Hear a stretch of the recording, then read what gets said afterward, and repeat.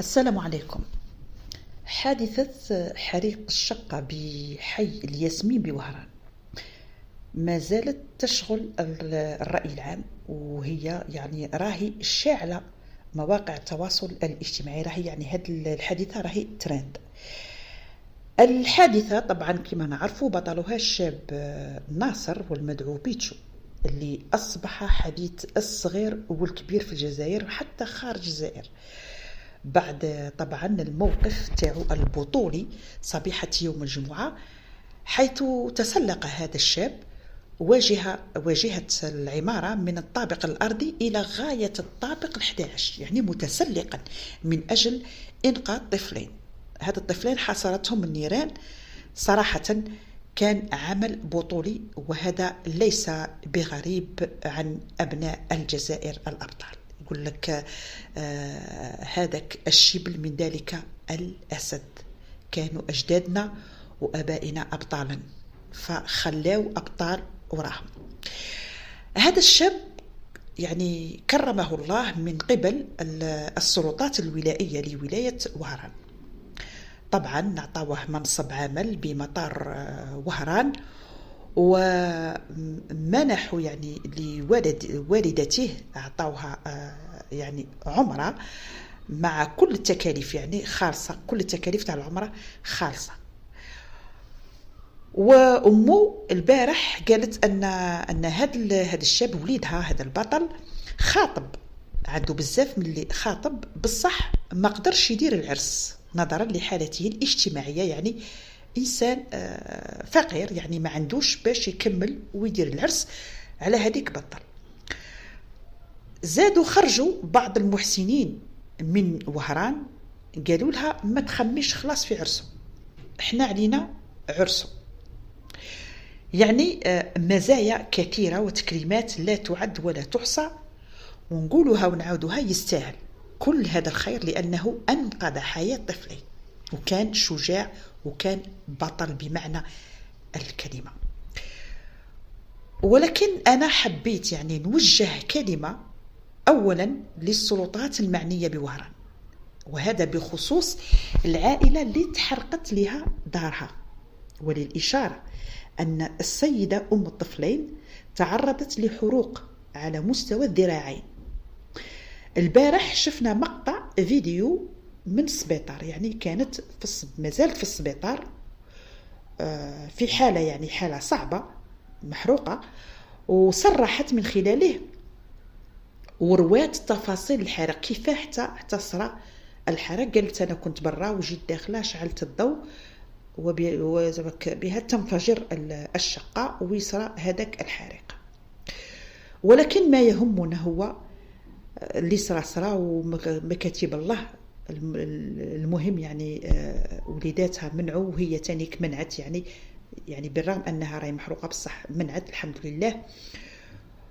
اللي يهمنا هو أنها قالت باللي هذيك الدار كارينها، ما عندهمش دار، وعلى حساب ما صرحت به هذه العائلة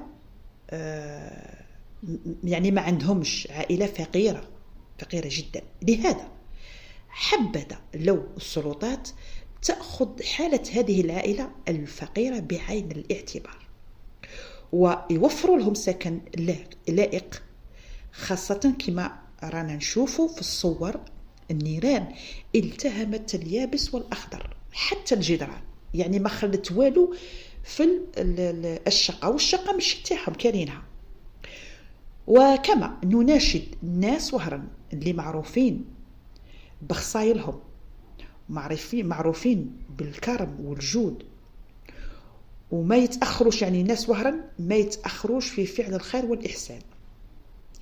نقولوا لهم من هذا المنبر كيما كرمتوا الشاب ويستاهل الشاب البطل بيتشو، أتمنى من هذا المنبر نوجه رسالة كيما كرمتوا الشاب البطل بيتشو ويستحق. نتمنى أن هذه العائلة تكون عندها نفس النصيب، ولا شوية تتوله لها هذه العائلة.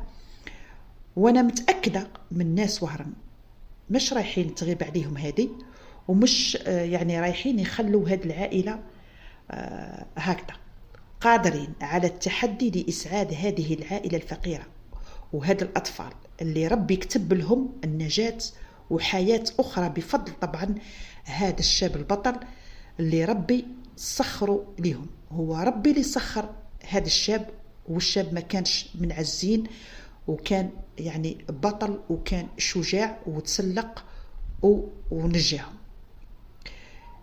كلمة أخيرة نقولها، يعني سبحان الله وبحمده، ما أعجب أقدار الله.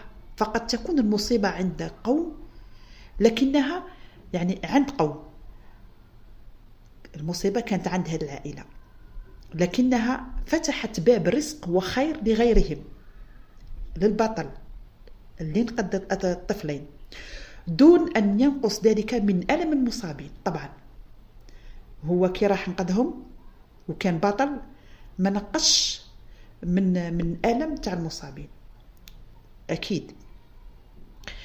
فالله سبحانه وتعالى يدبر الأمور بحكمة لا ندركها دائما، وكل شيء عنده بمقدار.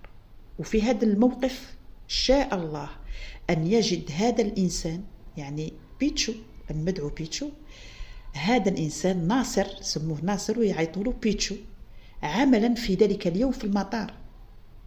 في ذلك اليوم لقاو له عمل، يعني الشجاعة تاعه والبطولة تاعه كانت سبب في كسب قوته، وأن يكون يعني سبب في تقديم المساعدة ومد اليد العون لهذا الناس، هذا الطفلين اللي نجاهم من موت محقق. فتلك من لطف الله وحكمته. نسأل الله المولى عز وجل أن يبارك له في رزقه ويجزيه خير جزاء، وأن يعوض المتضررين اللي هي العائلة، يعوضها وإن شاء الله يكفوا معها الناس الخير في وهران. كما نتمنى من السلطات الولائية بوهران أنها تأخذ حالة العائلة بعين الاعتبار، مادام نعرف أنها العائلة بدون مأوى. الحمد لله مازال كاين رجال في بلادنا ومازال أهل الخير. نتمنى هذه الكلمة توصل للمعنيين وتوصل للناس الخير في وهران. بارتاجوا الفيديو على أوسع نطاق ليصل لعدد كبير من المواطنين خاصة في وهران. في الأخير نتمنى الشفاء العاجل لأم الطفلين. لا تنسوا الاشتراك في القناة وتفعيل جرس التنبيه لكي يصلكم كل جديد، وما تبخلوش علينا باللايك لهذا الفيديو خاصة لكي يصل لأكبر عدد من المواطنين. سلام.